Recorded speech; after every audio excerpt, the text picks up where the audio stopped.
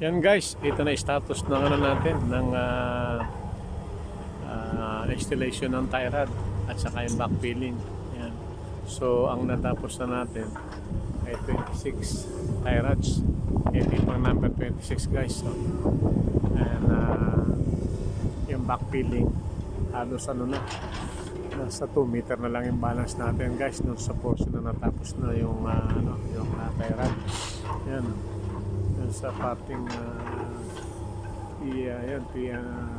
T19 ayun sa T19 yung backfill ngayon ayun sa taas, and then after nang backfill uli yun natin iwa-watering compaction yan guys iwa-watering compaction natin yun.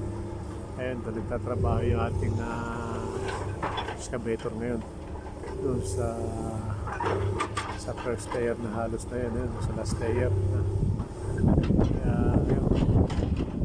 Yun guys, ito na ngayon ang status ng ating ito progress ngayon ng ating trabaho. Ayan nasa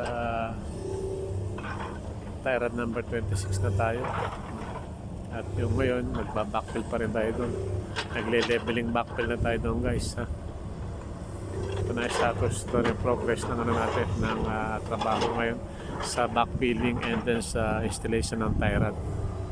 Yan guys, yun, dire-diretso lang yung trabaho natin ng pag-backfilling and leveling ng ating excavator doon sa itaas. Ayun, and pagka na-leveling na niyo yung portion na yun, naman tayo, magwa-watering compaction naman tayo guys. So ayan lang guys ang ating updated ngayon sa progress natin ngayong araw na to.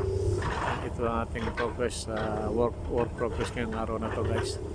Nakagawa lang tayo ng isa ngayon, tie rod number 26 and tomorrow na lang kasi ito mamayang gabi hukayin ito para magkaroon tayo ng space nito. Itong portion na to yan, hukayin ito mamaya ng night shift. So ayan guys, ito ngayon ang work progress natin para sa excavation, sa backfilling and then sa excavation and then sa tie rod. Ayan guys, for today ito ating status ng ating trabaho.